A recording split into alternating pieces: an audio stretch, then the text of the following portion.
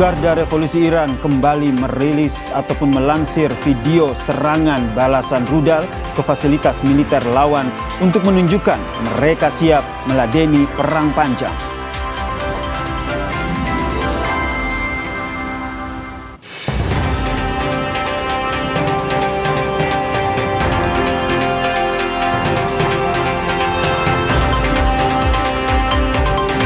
Militer Amerika Serikat merilis rekaman penyerangan kapal induk drone Iran, Eris Shahid Bagheri pada hari Kamis.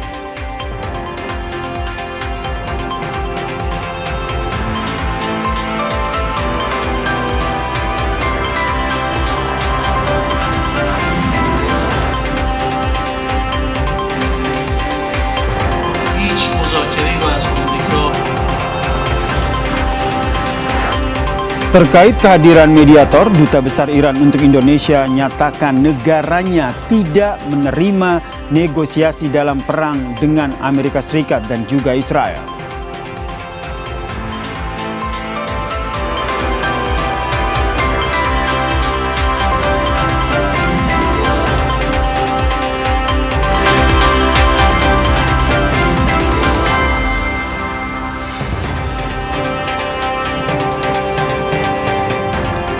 Halo, apa kabar saudara? Selamat datang di program berita Kompas Petang. Hanya di Kompas TV, independen, terpercaya. Saya Cindy Permadi. Dan saya Yasir Neneama. Kita jelang informasi pertama di Kompas Petang.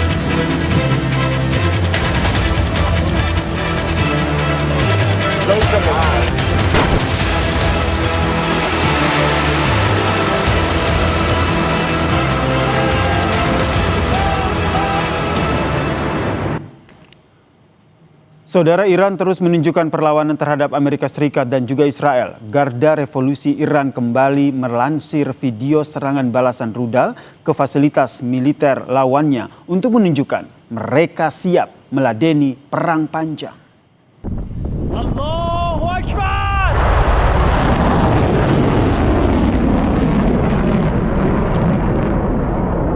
Allahu Akbar!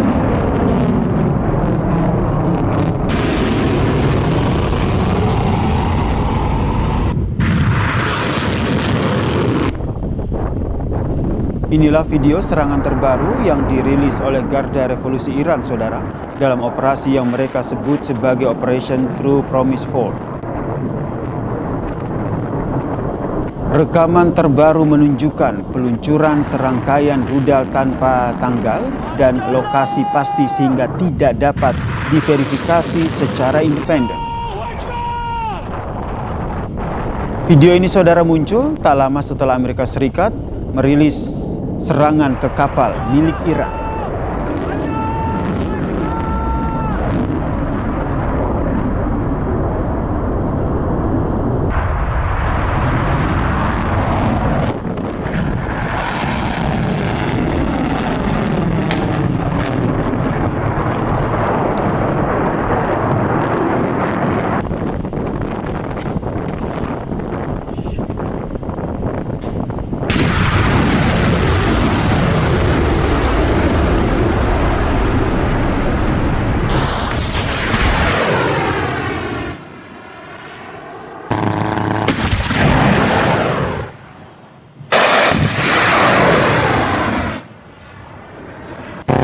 Tidak hanya rudal, saudara, lewat televisi pemerintah, Garda Revolusi Iran juga menyiarkan video peluncuran sejumlah drone yang menargetkan sejumlah situs vital milik Israel, termasuk instalasi radar.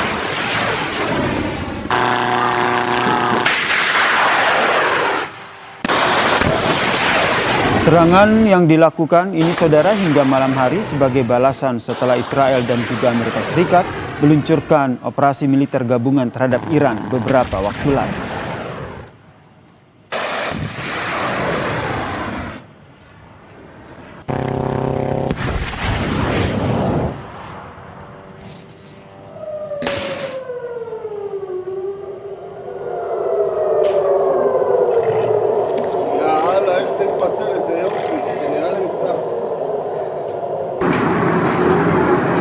Dalam serangan terbarunya yang menyasar Israel, saudara, rudal dengan hulu ledak klaster terlihat di langit Tel Aviv. Iran mengatakan rudal yang ditembakkannya adalah rudal hibrida. Tidak hanya itu, Iran juga mengatakan telah mengirimkan drone untuk mengincar lokasi strategis milik Israel. Sirine pun berbunyi, tanda peringatan terdengar di Tel Aviv pasca serangan. Otoritas Israel mengumumkan tidak ada laporan tentang korban luka maupun meninggal dunia.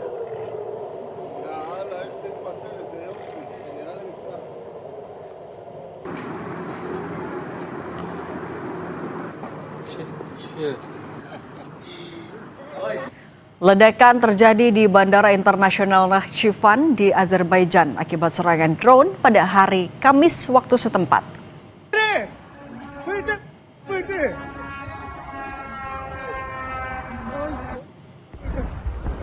Rekaman menunjukkan asap tebal mengepul di atas gedung bandara, membuat panik warga sekitar yang berada di sekitar lokasi. Menurut Kementerian Luar Negeri Azerbaijan, serangan terjadi 2 kali. Yang kedua mengenai dekat sekolah. 2 warga sipil dilaporkan terluka. Nakhchivan merupakan wilayah di Azerbaijan yang berbatasan langsung dengan Iran.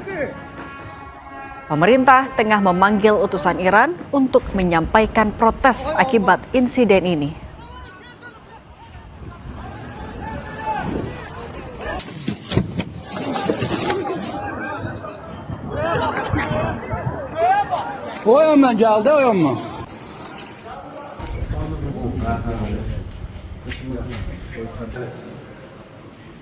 Pemerintah Azerbaijan menuduh Iran berada di balik serangan keji ini.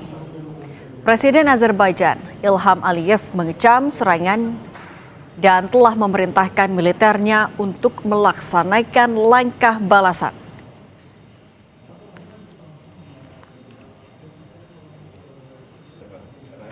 Geçirin.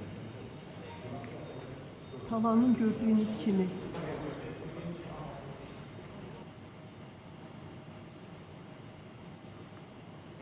Militer Amerika Serikat merilis rekaman penyerangan kapal induk drone Iran, Eris Shahid Bagheri pada hari Kamis, seiring berlanjutnya serangan Amerika Serikat dan Israel ke Teheran. Rekaman menunjukkan sebuah kapal dihantam di perairan terbuka, diikuti kobaran api dan asap. Kapal Eris Shahid Bagheri merupakan kapal yang bergabung bersama Korps Garda Revolusi Islam pada tahun 2025 sebagai kapal induk drone.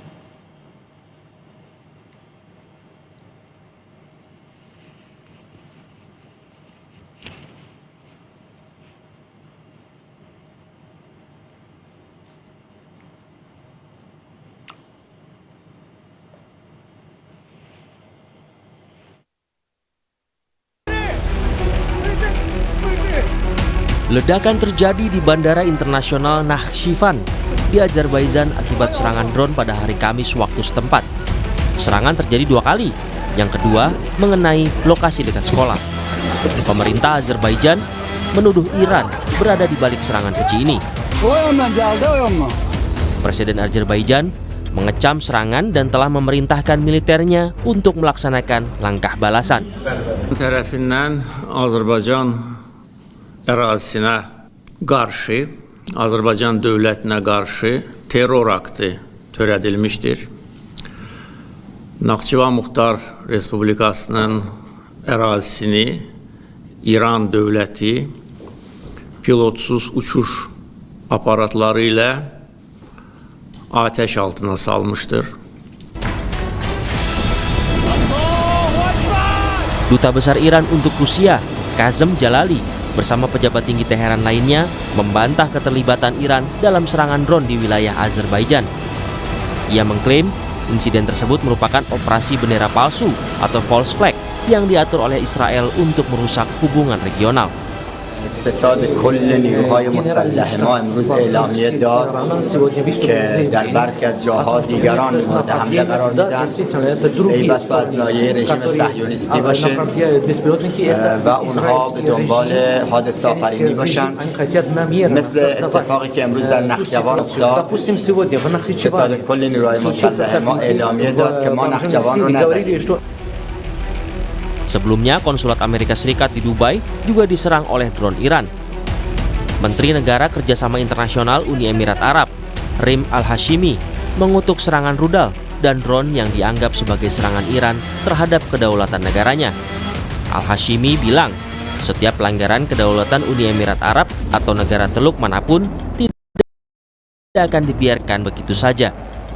في الأيام الأخيرة تعرضت دولة الإمارات إلى جانب دول الخليج ودول شقيقة وصديقة لسلسلة هجمات إيرانية سافرة في سياق تصعيد إقليمي خطير وغير مسبوق.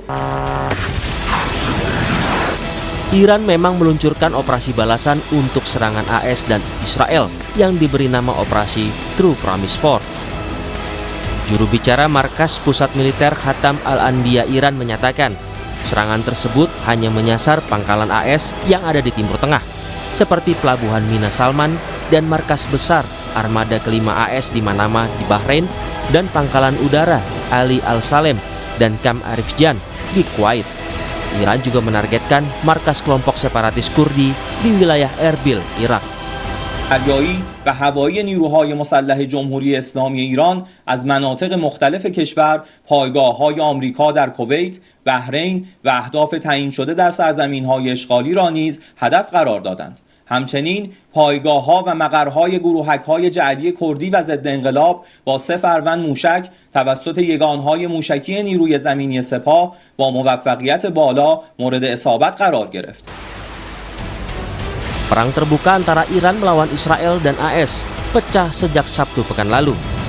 Serangan awal dilakukan dengan pemboman ke ibu kota Teheran yang berujung pada tewasnya pemimpin tertinggi Iran, Ayatullah Ali Khamenei, beserta sejumlah jenderal dan pejabat tinggi militer Iran. Iran membalasnya dengan melancarkan serangan ke Israel dan sejumlah pangkalan militer AS yang berada di Uni Emirat Arab, Qatar, Kuwait, serta Arab Saudi.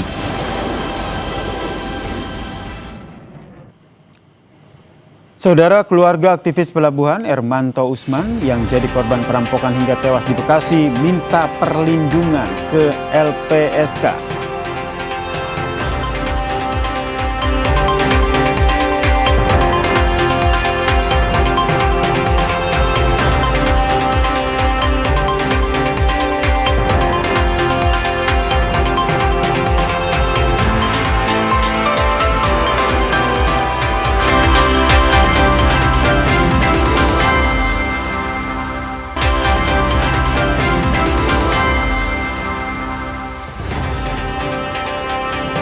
Kami lanjutkan informasi di Kompas Petang, Saudara. Keluarga aktivis pelabuhan Ermanto Usman yang menjadi korban perampokan hingga tewas di Bekasi meminta perlindungan kepada Lembaga Perlindungan Saksi dan Korban.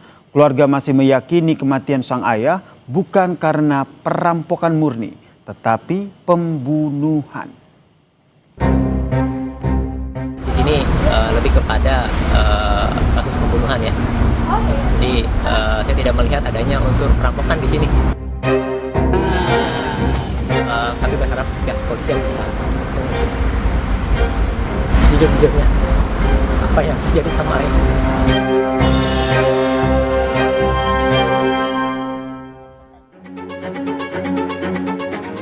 Aktivis Ermanto Usman diduga dibunuh. 4 hari pasca peristiwa perampokan yang menewaskan Ermanto Usman di Jatibening, Bekasi, polisi belum menemukan pelaku perampokan. Sementara anak korban masih menilai banyak kejanggalan dalam kematian sang ayah yang menduga Ermanto Usman bukan korban perampokan, melainkan pembunuhan. Keluarga didampingi anggota Komisi 13 DPR, Rieke Diah Pitaloka, meminta perlindungan kepada Lembaga Perlindungan Saksi dan Korban untuk saksi kunci peristiwa istri korban yang saat ini masih kritis dan anak korban.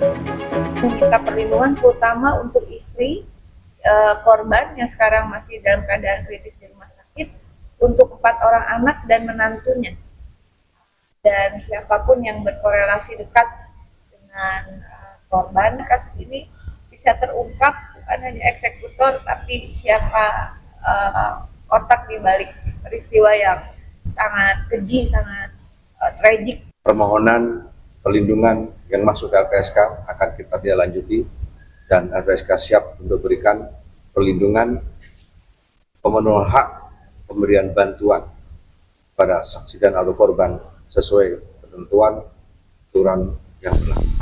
Demikian. Sementara keluarga korban menilai banyak kejanggalan dalam peristiwa perampokan yang menewaskan Ermanto Usman. Seperti kunci mobil yang hilang, namun mobil tak ikut hilang, hingga perangkas yang tidak tersentuh pencuri. Keluarga juga mengungkap aktivitas Ermanto Usman sebagai pegiat anti korupsi memang kerap mendapat intimidasi. Kasih juga nggak dalam keadaan tidak rusak, tidak disentuh. Kemudian juga lemari itu juga masih tersusun rapi. Kemudian juga selain kunci mobil yang hilang, memang ada handphone almarhum dan handphone istrinya, gitu ya. Hilang ya Pak? Ya mungkin hilang atau dibawa oleh pelaku. Gitu. Bicara aneh kok yang diambil itu cuma handphone sama kunci mobil. Handphone dua-duanya hilang, Mbak? Ya. Yang diambil itu handphone sama 2 handphone dan kunci mobil saja. Sudah 25 tahun jadi aktivis. Ya berbicara dia mendapat intimidasi itu ya bukan hal yang aneh, itu sudah biasa. Mantan Kabareskrim Susno Duaji menyebut selain harus menangkap pelaku, polisi juga harus mengungkap motif penganiayaan terhadap Ermanto Usman, apakah perampokan atau pembunuhan. Pasalnya, korban juga aktif sebagai pegiat anti korupsi. Itu bisa beda kamuflase supaya dia tidak dikejar dengan pakai kendaraan, atau bisa untuk menghilangkan jejak bahwa ini seolah-olah betul pencuri. Yang ketiga, saya katakan tadi bahwa harus dilihat background aktivitas daripada korban pada akhir-akhir ini. Nah, dari pihak mengatakan dia adalah penggiat daripada kasus korupsi, ya, untuk anti korupsi. Hingga saat ini polisi masih mencari pelaku perampokan. Selain mengumpulkan barang bukti dari olah TKP, polisi masih membutuhkan keterangan saksi kunci istri korban yang saat ini masih kritis di rumah sakit. Tim Liputan Kompas TV.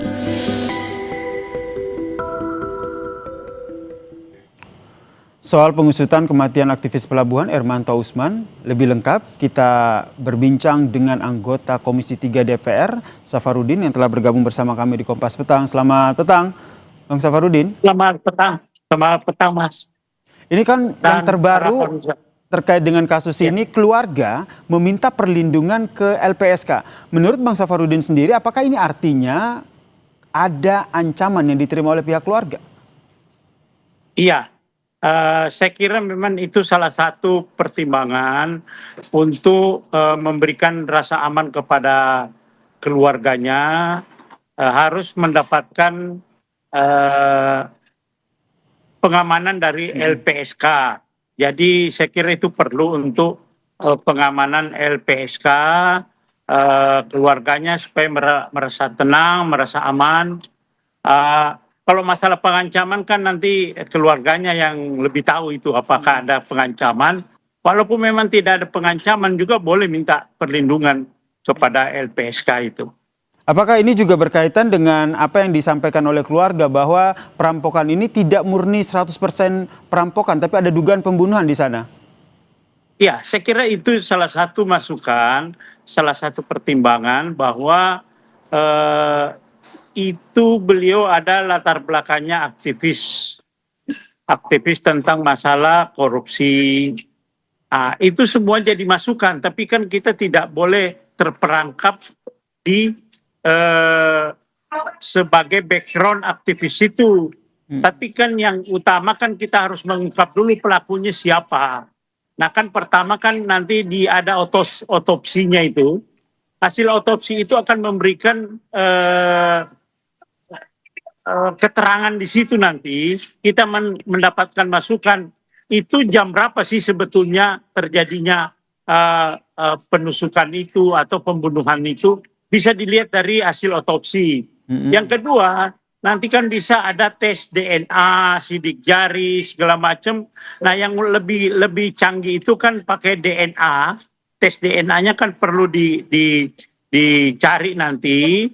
Kemudian adalah rekam digital di handphonenya, walaupun handphonenya hilang kan bisa juga diambil nanti percakapan-percakapan 1 hari, berapa jam sebelum terjadinya kejadian itu, atau berapa minggu sebelum itu bisa kita telusuri bagaimana rekam digital, walaupun handphonenya hilang, tapi kan keluarganya tahu nomornya, jadi bisa nanti kita mencari juga sumber informasi dari rekam digital itu. Tidak hanya handphone yang hilang ya Bang Safarudin, tapi kalau kita lihat yang juga menjadi kejanggalan keluarga, ini kunci mobilnya hilang tapi mobilnya tidak hilang. Nah, Anda melihat dengan kejadian seperti ini kaitannya seperti apa dengan kasus ini? Terlebih keluarga akhirnya melihat banyak kejanggalan dari dugaan perampokan yang terjadi. Ya, jadi memang semuanya kalau belum terungkap kan kita alternatif itu kemungkinan itu bisa saja. Ya seperti itu ada kejanggalan itu. Jadi kan ini bukan murni, kita juga harus, polisi juga harus melihat bahwa ini tidak murni perampokan. Mungkin saja pembunuhan karena barang-barang kan banyak yang tidak hilang gitu ya. Ada mobil ada, tapi kuncinya hilang, gitu kan. Nah, semuanya itu kan menjadi masukan bagi Polri untuk melakukan langkah-langkah penyelidikan. Sehingga ya saksi-saksi di tempat kejadian juga begitu. Jadi kalau suatu pembunuhan itu kan harus kita berawal dari tempat kejadian perkara, diolah, kemudian saksi-saksi, karena ini pembunuhan, jadi harus ada juga hasil otopsinya nanti. Di situ ditentukan jam berapa dia meninggal, jam berapa kejadian itu, gitu. Bang Safarudin sendiri yang juga tentu memantau jalannya proses hukum kasus ini, Anda melihat ada kejanggalan juga dalam kasus ini? Iya, jadi kan kejanggalan-kejanggalan itu kan semuanya kemungkinan itu. Jadi kejanggalan-kejanggalan itu menjadi bukti-bukti oleh Polri di dalam melakukan pengungkapan ini, di dalam melakukan penyelidikan di tempat kejadian perkara. Semua keganjilan-keganjilan itu menjadi masukan, menjadi pedoman untuk pengungkapan siapa sih pelakunya ini. Bisa di tracking juga ini, setelah mendapatkan intimidasi, sebelumnya kan korban juga sempat mendapatkan intimidasi gitu, informasi dari pihak keluarga. Apakah background dari korban ini juga perlu ditelusuri begitu sehingga betul-betul polisi bisa men-tracking kasus ini betul murni perampokan atau jangan-jangan seperti yang disampaikan keluarga ada pembunuhan di sini, dugaan pembunuhan di sini. Betul. Jadi itu salah satu masukannya, salah satu. Kita tidak boleh terjebak ke motif yang backgroundnya, tapi salah satunya itu masukan, dan Polri harus melakukan backgroundnya sebagai aktivis itu juga salah satu untuk cara mengungkap itu. Makanya kan saya bilang harus kita nanti di tracking untuk jejak digitalnya nanti seperti apa. Saya kira bisa diungkap oleh Polri itu bagaimana sih percakapan di handphonenya sebelum terjadinya kejadian ini. Yang menurut Anda yang menjadi poin penting dari pengusutan kasus ini oleh pihak kepolisian sembari kita menunggu hasil otopsi dan juga tes DNA, apa yang perlu dilakukan oleh polisi? Ya, itu jejak digitalnya juga harus kita ungkap di situ. Bisa kita tracking dari jejak digitalnya. Yang utama harus terungkap pelakunya siapa. Itu. Nah, setelah terungkap pelakunya, di situ akan jelas nanti motifnya apa. Apakah memang pembunuhan atau perampokan di situ. Tapi yang utama kan pelakunya harus kita ungkap dulu. Kemudian kalau kita lihat saat ini juga memang kita melihat background dari korban ini kan merupakan seorang aktivis begitu dan juga vokal menyampaikan kritik begitu. Apakah ini juga bisa dikatakan menjadi salah satu alat dari polisi untuk melakukan penyelidikan dari kasus ini? Ya, betul. Jadi salah satu beliau itu backgroundnya adalah aktivis, juga harus melakukan langkah-langkah masukan-masukan bahwa beliau kemungkinan terjadinya ada motif-motif tentang masalah beliau sebagai backgroundnya aktivis. Tapi kan kita tidak boleh hanya salah satu itu gitu ya. Baik, tidak hanya berpatokan pada salah satu aspek itu saja, tapi berbagai aspek juga terlebih kita masih menunggu hasil otopsi dan juga DNA dan juga saksi kunci ya, yaitu istri korban juga saat ini masih kritis. Semoga bisa segera sembuh dan bisa diminta keterangan untuk membuat titik terang kasus ini ya Pak. Baik, terima kasih Pak Safarudin telah berbagi perspektif dan informasinya di Kompas Petang. Salam sehat. Terima kasih banyak ya. Usai jeda saudara, Kompas Petang akan hadir dengan informasi terkait kehadiran mediator. Duta Besar Iran untuk Indonesia menyatakan negaranya tidak menerima negosiasi dalam perang dengan Amerika Serikat dan juga Israel.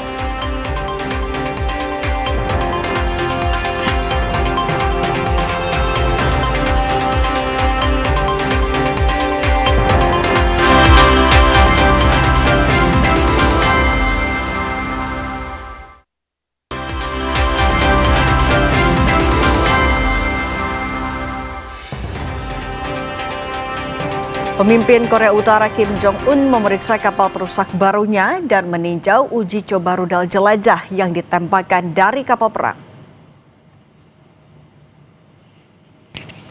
Kantor Berita Pusat Korea Utara mengatakan dalam kunjungannya di galangan kapal Pelabuhan Barat Nampo, Kim Jong-un mengawasi langsung uji coba rudal dari kapal perusak Chohyeon berbobot 5.000 ton.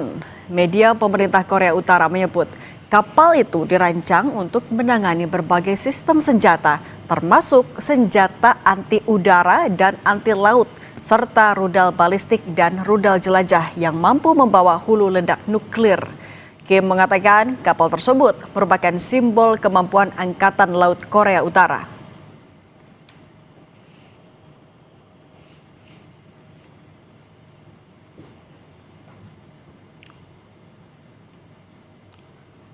Saudara, merespons inisiatif Indonesia menjadi mediator peran Iran, Duta Besar Iran menegaskan Iran tidak menerima negosiasi dalam perang ini. Duta Besar Iran untuk Indonesia Muhammad Burujerdi memastikan Iran tidak akan menerima mediasi dengan Iran, Amerika, dan juga Israel, saudara. Duta Besar Iran bilang tidak percaya dengan negosiasi dalam bentuk apapun. Pasalnya, serangan tetap diluncurkan ke Iran setelah proses negosiasi. Sikap tegas tersebut disampaikan Duta Besar Iran dalam acara doa bersama dan penandatanganan petisi solidaritas kemanusiaan di kawasan Menteng, Jakarta Pusat pada Kamis kemarin.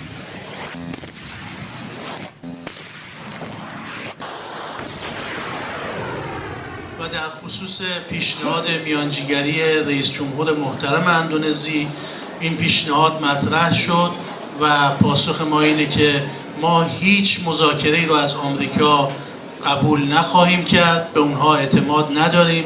ما 3 بار با اونها مذاکره کردیم، به هر 3 بار در پایان مذاکرات یا در وسط مذاکرات به ما حمله کردند و ما تکلیف آمریکای جنایتکار و صهیونیست رو در میدان جنگ تعیین می‌کنیم.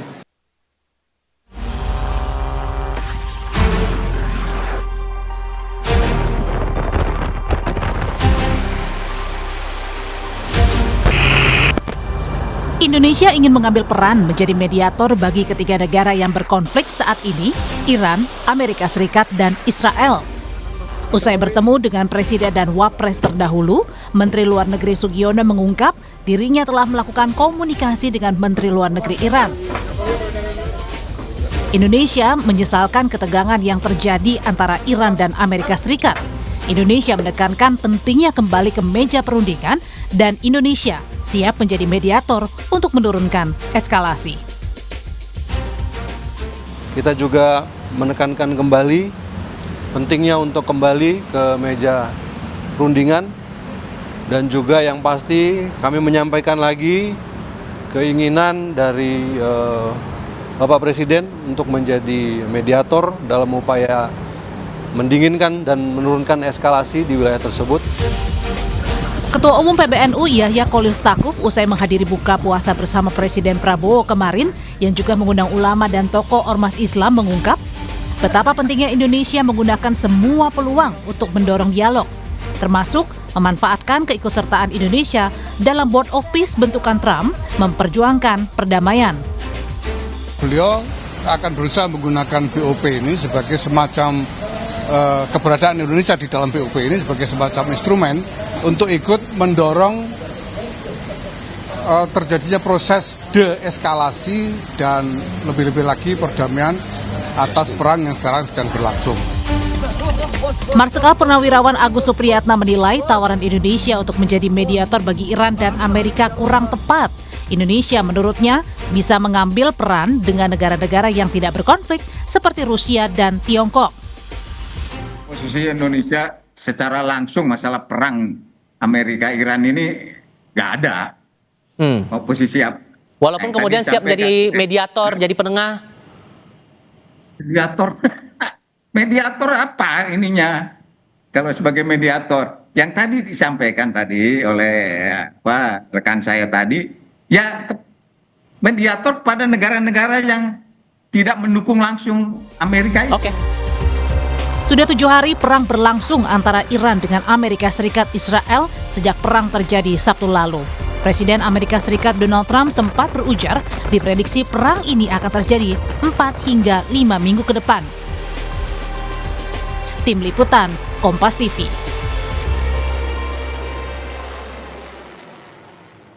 Presiden Prabowo Subianto direncanakan akan berangkat ke Teheran, Iran bersama Perdana Menteri Pakistan Shehbaz Sharif untuk misi perdamaian. Hal ini disampaikan oleh Ketua Dewan Penasihat Ijmi Jimli Asyidiki setelah menghadiri pertemuan tokoh Muslim dengan Presiden di Istana pada Kamis malam. Kunjungan ini bertujuan untuk memfasilitasi dialog dan meredam ketegangan menyusul serangan militer terhadap Iran oleh pihak yang didukung Amerika Serikat. Jimli bilang Presiden Prabowo Subianto direncanakan akan berangkat ke Teheran, Iran bersama Perdana Menteri Pakistan Shehbaz Sharif untuk misi perdamaian.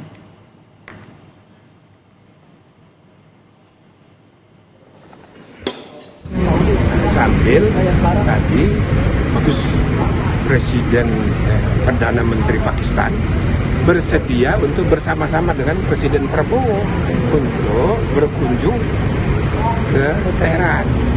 Itu yang diterangkan tadi oleh Presiden. Bagus sekali. Jadi bukan hanya Indonesia, artinya apa yang dipikirkan oleh Presiden Prabowo itu mendapat dukungan dari Perdana Menteri Pakistan. Lupa saya, Perdana Menteri atau Presiden tadi ya, Pakistan, Presiden Pakistan. Nah, mereka akan sama-sama pergi. Nah, bayangkan bahwa peranan Indonesia, Pakistan sebagai negara berpenduduk Muslim terbesar, ya kan, penting sekali untuk mengajak damai, walaupun mungkin peluangnya kecil. Pemerintah akan mengevakuasi warga negara Indonesia di Iran secara bertahap. Evakuasi dilakukan menyusul peningkatan eskalasi perang Iran dengan Amerika Serikat dan Israel. Pelaksana tugas Direktur Perlindungan WNI Kementerian Luar Negeri, Heni Hamdani menjelaskan, 32 WNI akan dievakuasi secara bertahap. Pada tahap pertama, warga negara Indonesia diperkirakan tiba di Indonesia pada 9 atau 10 Maret. Pemerintah menyusun skenario evakuasi melalui Azerbaijan. Namun skenario evakuasi akan disesuaikan dengan dinamika perang di lapangan. Pemerintah mencatat 329 warga Indonesia saat ini masih berada di Iran.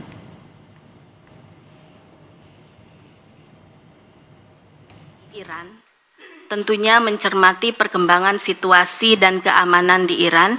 Evakuasi WNI di Iran akan dimulai secara bertahap hari ini dan tahap pertama ini akan melalui Azerbaijan, tapi mungkin ini untuk jalur-jalur evakuasi ini akan dilihat sesuai kondisi real di lapangan. Sementara itu, saudara, 299 warga Filipina yang dipulangkan dari Timur Tengah tiba di Terminal 3 Bandara Internasional Ninoy Aquino di Pasay City pada Kamis waktu setempat. Mereka tiba di Filipina dengan penerbangan dari Dubai.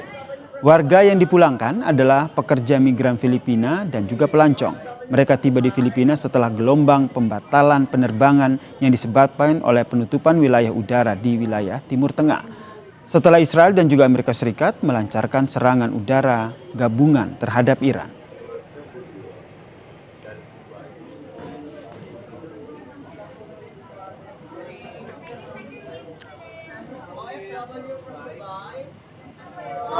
Saudara, Iran terus menunjukkan perlawanan terhadap Amerika Serikat dan Israel. Garda Revolusi Iran kembali melansir video serangan balasan rudal.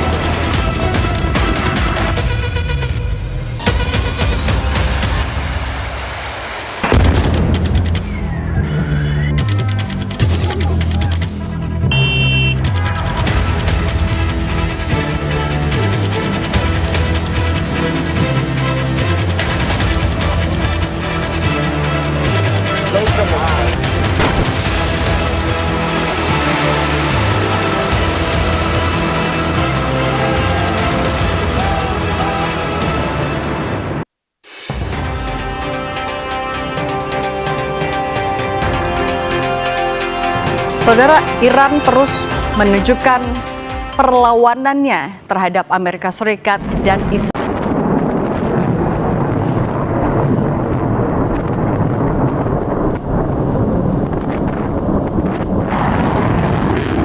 Inilah video serangan terbaru yang dirilis Garda Revolusi Iran dalam operasi yang mereka sebut sebagai Operation True Promise 4. Rekaman terbaru menunjukkan peluncuran serangkaian rudal tanpa tanggal dan lokasi pasti, sehingga tidak dapat diverifikasi secara independen. Video ini muncul tak lama setelah Amerika Serikat merilis serangan ke kapal milik Iran.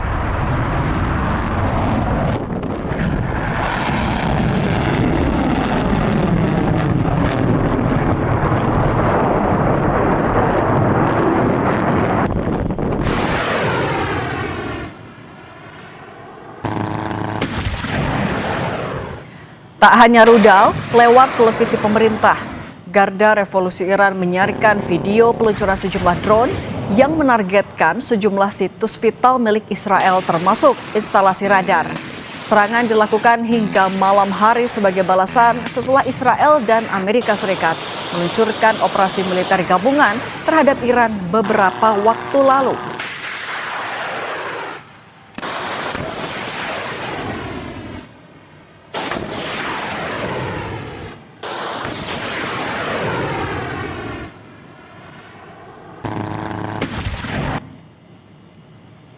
Dalam serangan terbarunya yang menyasar Israel, rudal dengan hulu ledak klaster terlihat di langit Tel Aviv. Iran mengatakan rudal yang ditembakkannya adalah rudal hibrida. Tak hanya itu, Iran juga mengatakan telah mengirimkan drone untuk mengincar lokasi strategis milik Israel. Sirine bunyi tanda peringatan terdengar di Tel Aviv pasca serangan. Otoritas Israel mengumumkan tak ada laporan tentang korban luka maupun meninggal.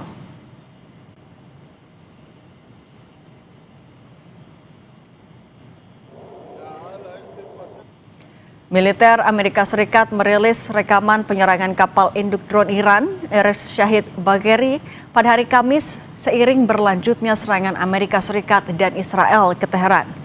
Rekaman menunjukkan sebuah kapal dihantam di perairan terbuka, diikuti kobaran api dan asap. Kapal Eris Syahid Bagheri merupakan kapal yang bergabung bersama Korps Garda Revolusi Islam pada tahun 2025 sebagai kapal induk drone.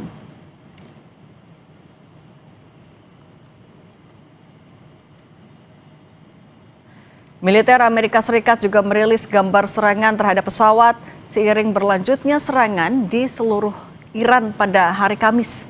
Video merekam serangan menargetkan sejumlah pesawat dan fasilitas yang berada di sekitarnya. Media Iran melaporkan lebih dari 1.200 orang dan 6 petinggi militer Iran tewas dalam serangan.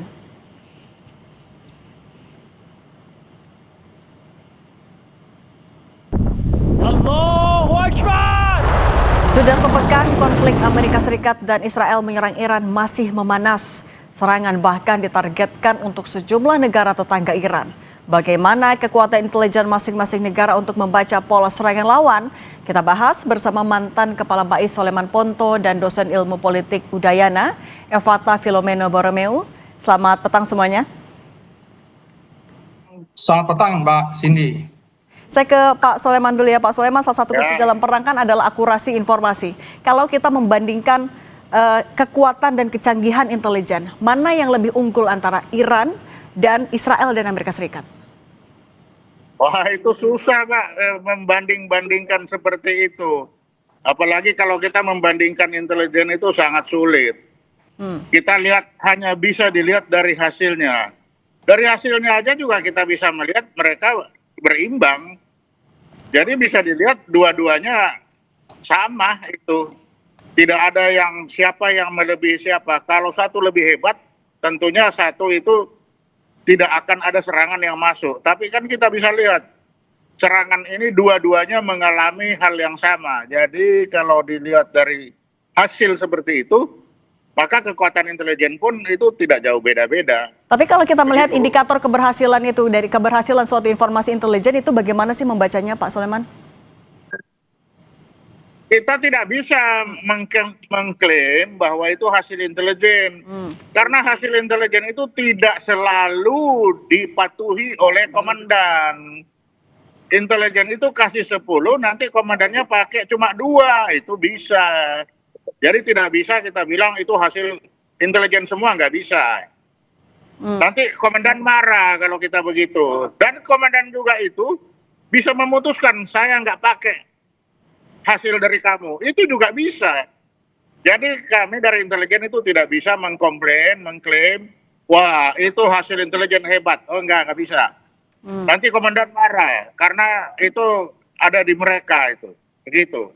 Oke, tapi Pak Soleman, oke kita melihat hasilnya, tampaknya Iran bisa mengimbangi Israel dan juga Amerika Serikat. Tapi ketika sasaran serang dari masing-masing negara ini tampaknya bisa menyasar titik strategis, bekal informasi yang mereka bisa kumpulkan itu kekuatannya dari mana saja sih Pak? Mungkin bisa jelaskan, gambarkan biasanya seperti apa? Itu bisa ada dua.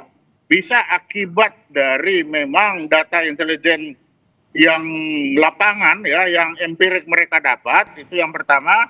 Yang kedua bisa itu akibat dari kecanggihan teknologi. Nah, tinggal yang mana? Apakah ada orang, nah kalau orang-orang biasanya orang-orang yang berkhianat, yang ngasih ini posisi yang pasti, tetapi bisa juga posisi pasti itu karena kecanggihan teknologi itu bisa juga gitu. Oke, informasi dan kecanggihan teknologi. Kalau Mas Evata, sebenarnya kalau kita memetakan kekuatan intelijen dan juga memetakan sekutu-sekutu yang ada di wilayah kawasan di Timur Tengah, sebenarnya bagaimana kita bisa melihat, membandingkan mana ini yang lebih unggul sejauh ini?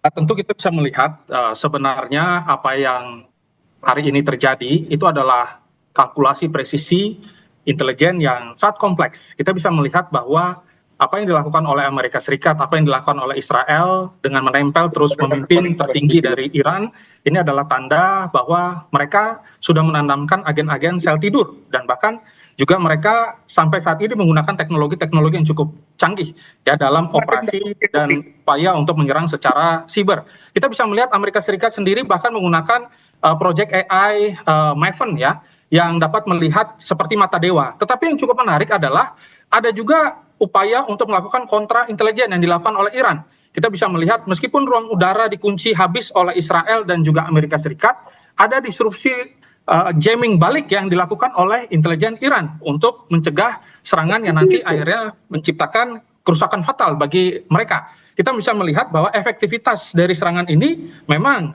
pada sisi-sisi wilayah-wilayah yang menjadi pusat-pusat pertahanan Iran. Tetapi serangan balik dari Iran ini yang disebut dengan peluasan pain strategi atau peluasan pada target-target sipil.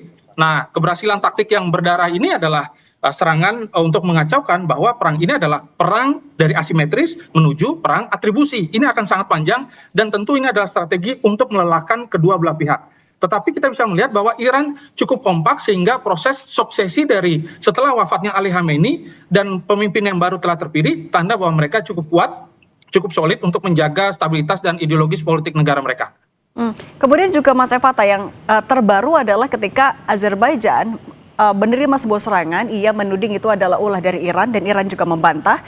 Itu sebenarnya kalau kita petakan itu memang adalah sebuah serangan yang sudah dikalkulasi betul oleh siapapun penyerang, apakah itu Iran ataupun juga bukan, atau justru itu adalah sesuai klaim dari Iran adalah upaya dari Israel untuk memecah belah negara Muslim.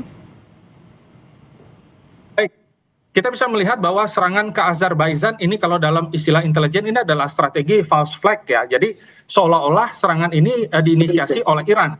Padahal bisa saja ini adalah serangan yang diinisiasi dan perlu dikonfirmasi kembali bahwa siapa yang memulai. Nah, kita bisa melihat bahwa dalam perang ini sudah ada 12 negara yang berkonfrontasi. Nanti ke depannya bisa saja bertambah sampai 20 negara. Apabila sampai terjadi perang yang berkelanjutan dan semua akhirnya mulai terlibat, otomatis mau dan tidak mau negosiasi menjadi salah satu opsi yang bisa dilakukan oleh pihak-pihak yang berharap agar eskalasi dari perang ini terkontrol dan sesuai dengan harapan dari pihak-pihak yang menjalankan operasi. Maka saya bisa melihat bahwa hal ini adalah hal yang masih terprediksi dan bisa saja ini dilakukan secara sengaja untuk menciptakan titik panas yang baru dan akhirnya pola-pola operasinya menjadi berubah ke arah politik dan juga diplomasi. Kalau Pak Soleman juga masih soal serangan di Azerbaijan, Anda melihat sebenarnya seberapa efektif ketika serangan itu dilakukan ke sebuah negara, kemudian dua pihak yang terlibat saling tunjuk siapa pelakunya? Bagaimana suaranya nggak jelas tadi? Oke, di Azerbaijan kan Azerbaijan meyakini bahwa serangan itu dilakukan oleh Iran, tapi Iran membantah, menuding balik kalau itu adalah ulah Israel. Ketika sebuah serangan, kemudian dua pihak terlibat ini saling tuding, saling menunjuk. Sebenarnya ini adalah sebuah strategi yang memang kerap digunakan dalam sebuah perang? Ya, saya kira itu adalah hal yang wajar.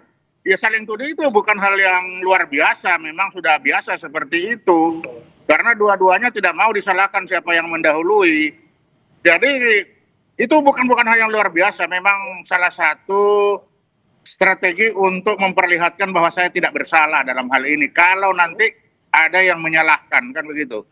Tapi ketika serangan itu dilakukan, bagaimana negara tersebut bisa membedakan apakah ini adalah sebuah serangan yang memang sudah diperhitungkan dengan betul atau jangan-jangan ini adalah sebuah propaganda atau ada motif di baliknya lagi? Ya memang kita tidak akan bisa membedakan, tapi yang jelas serangan itu ada. Ya sudah, yang ada yang faktual yang bisa kita pastikan itu adalah saling menyerang. Itu aja. Kalau itu dibalik dari situ, ya hanya mereka yang tahu. Kita tidak bisa, kita untuk apa kita berbicara the news behind the news. Yang tahu hanya mereka, tapi bagi kita di luar ini yang penting kita melihat kedua belah pihak sekarang sudah saling menyerang. Lalu kalau kita bertanya terus kita mau apa? Kan begitu aja. Itu yang jelas. Gitu. Oke. Kita juga bicara lagi soal kekuatan intelijen. Mas Evata, bagaimana kalau menurut pertimbangan Anda sejauh mana Iran akan terus bisa mengimbangi kekuatan dan bekal intelijen dari Amerika Serikat dan Israel? Tapi jangan dijawab dulu, kita akan lanjutkan lagi, tetap bersama kami di Kompas Petang.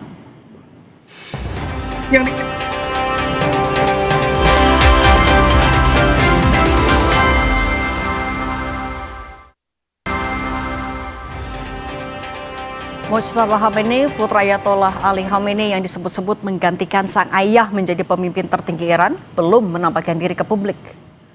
Mojtaba tidak terlihat sejak serangan udara Israel yang menargetkan kantor pemimpin tertinggi menewaskan ayahnya. Banyak pihak meyakini Mojtaba masih hidup meskipun media pemerintah Iran belum melaporkan keberadaannya.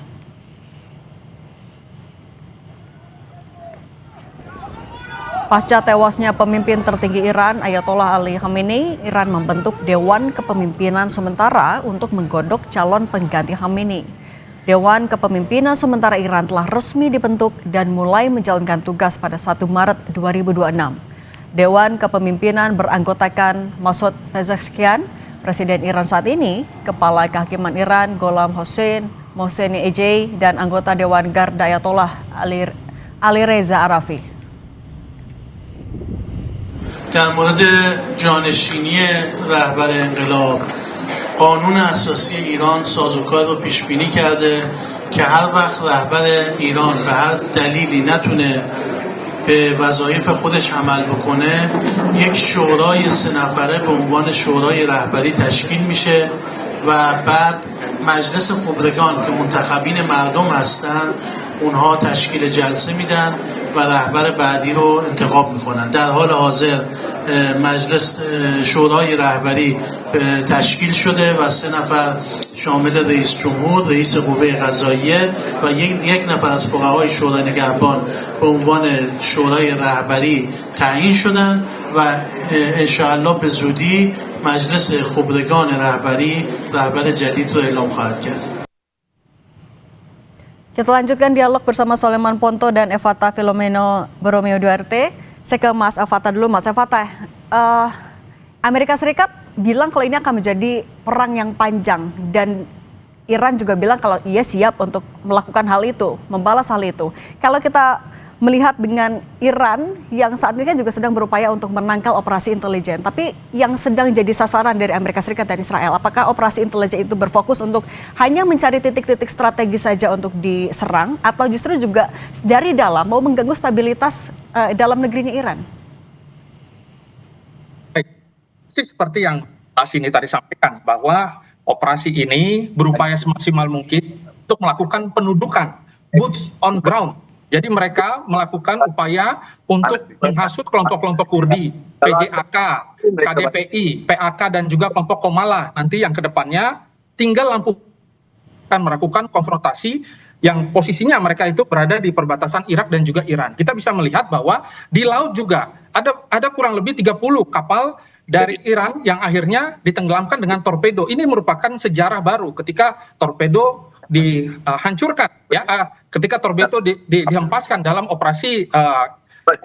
Nah, ini adalah tanda bahwa sebenarnya dari sisi ekonomi, dari sisi politik, dan dari sisi aspek apapun, Iran sedang terkepung. Dan kita bisa melihat bahwa Cina juga belum menentukan posisi mereka masih netral aktif, dan juga Rusia yang belum menentukan. Maka kalau ditanya, mereka bertahan dari mana? Mereka hanya bisa mampu bertahan saat ini dari posisi logistik untuk melawan dan melakukan serangan balik dengan rudal balistik itu.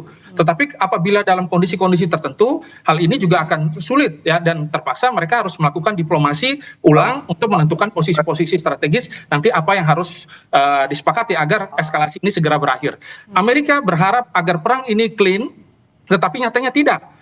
Nah, sedangkan Iran sudah siap dengan nafas panjangnya, tetapi mengalami collateral damage atau battle damage kurang lebih sekitar 50%. Maka ketika mereka berperang panjang, ini juga akan sangat mempersulit mereka juga. Demikian. Oke. Kalau Pak Soleman, ketika Iran diserang, digempur dari udara, kemudian juga dari stabilitas dalam negerinya juga sedang diganggu oleh menjadi sasaran operasi intelijen, apakah Iran akan mampu sebenarnya menangkal operasi itu dalam waktu yang panjang?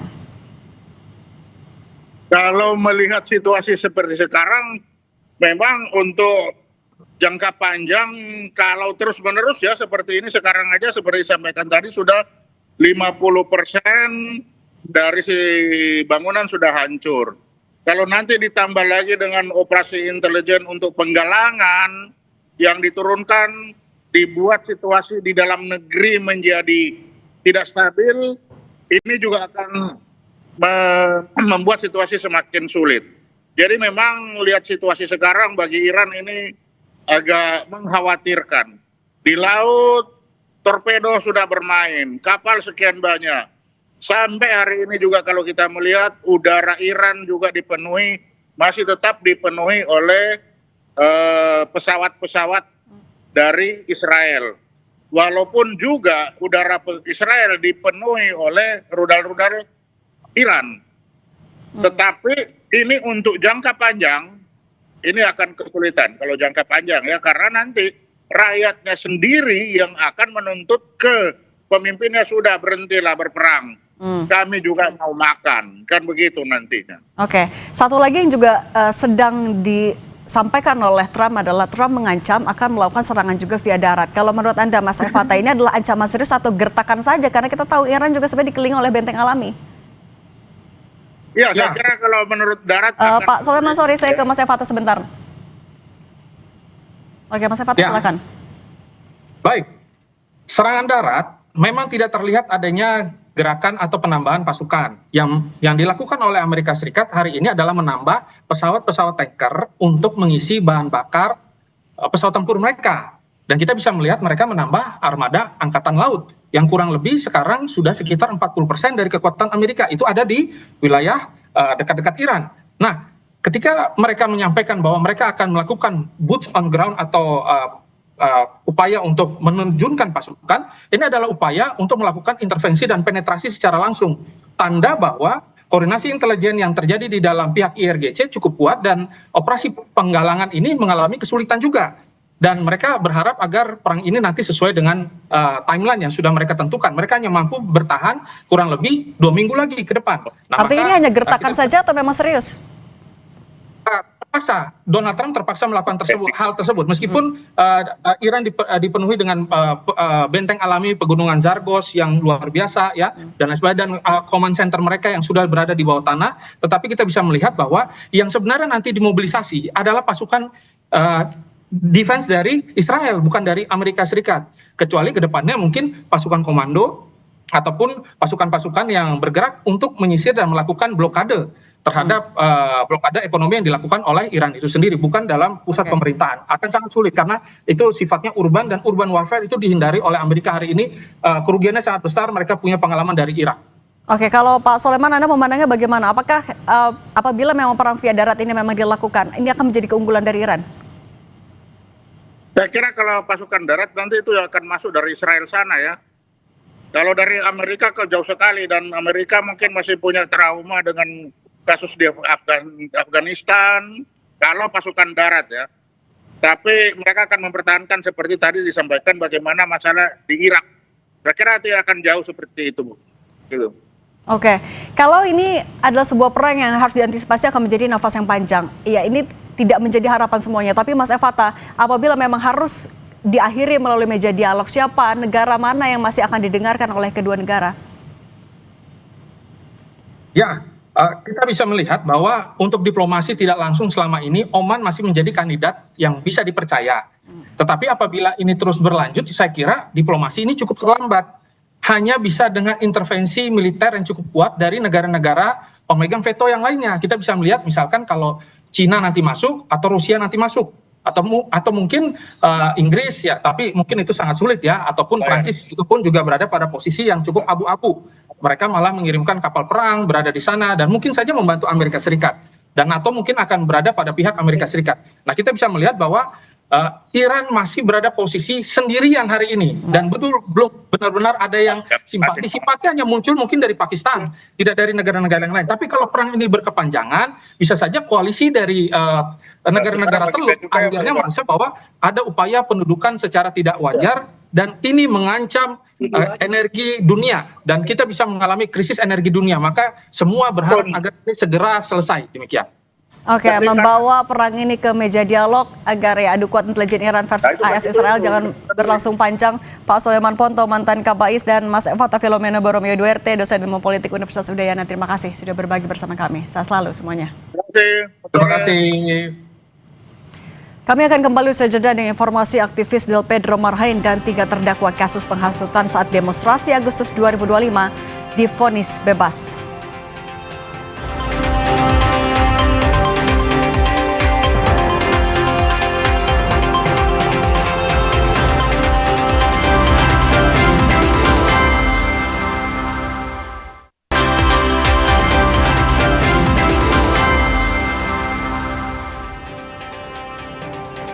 Saudara Hakim Pengadilan Negeri Jakarta Pusat memutus bebas aktivis Del Pedro Marhain dan juga 3 terdakwa kasus penghasutan saat demonstrasi Agustus 2025 lalu. Hakim menyebut Del Pedro Marhain Harik Anhar dan juga Syahdan Hussein serta Muzaffar Salim tidak bersalah melakukan tindak pidana penghasutan.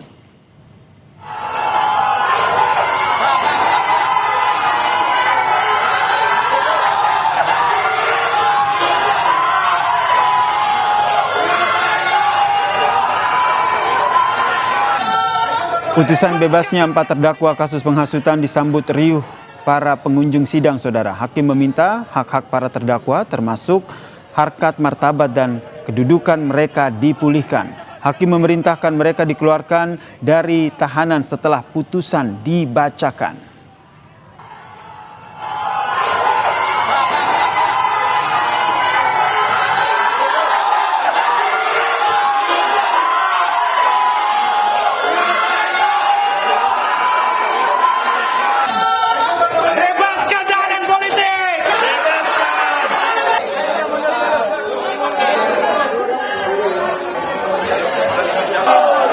Del Pedro Hendrik Mansyah, terdakwa 2 Muzaffar Salim, terdakwa 3 Syahdan Hussein, dan terdakwa 4 Harik Anhar tersebut di atas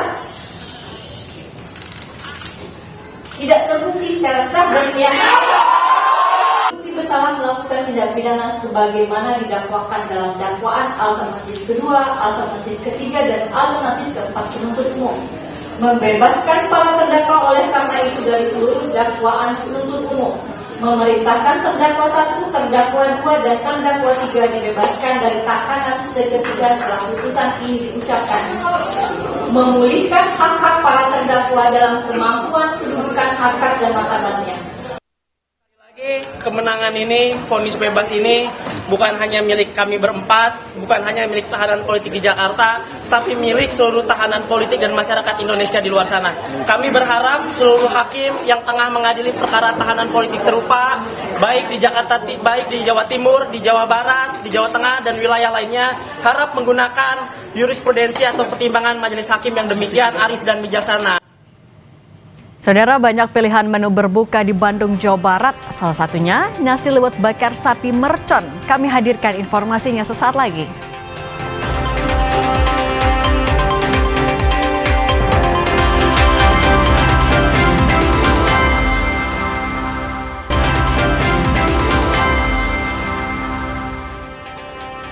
Saudara, nasi liwet bakar sapi mercon jadi salah satu menu pilihan untuk berbuka puasa di Bandung, Jawa Barat. Nah, ini dia saudara tampilan dari nasi liwet yang sudah dimasak di dalam kastrol, dibakar dalam gerabah dan dialasi dengan daun pisang, saudara. Proses masaknya ini menghasilkan nasi liwet bakar dengan aroma rempah yang khas Sunda banget, dan juga nasi liwet ini menjadi lebih pulen. Tambahan ada tahu, tempe, dan juga ikan asin, serta jangan lupa ada lalapan dan juga sambal yang tentu menambah kenikmatan menu untuk disajikan saat berbuka puasa.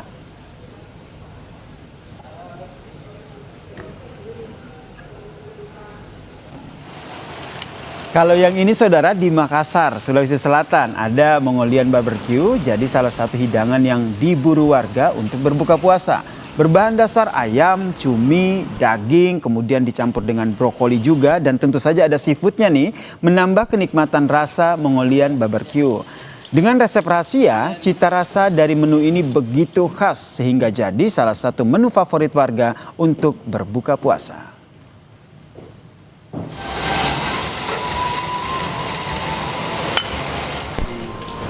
Sambal spesial Dalton. Informasi tadi menutup Kompas Petang hari ini. Saya Cindy Permadi. Dan saya Yasir Nene Ahmad. Tetap saksikan Kompas TV, independen, terpercaya. Sampai jumpa.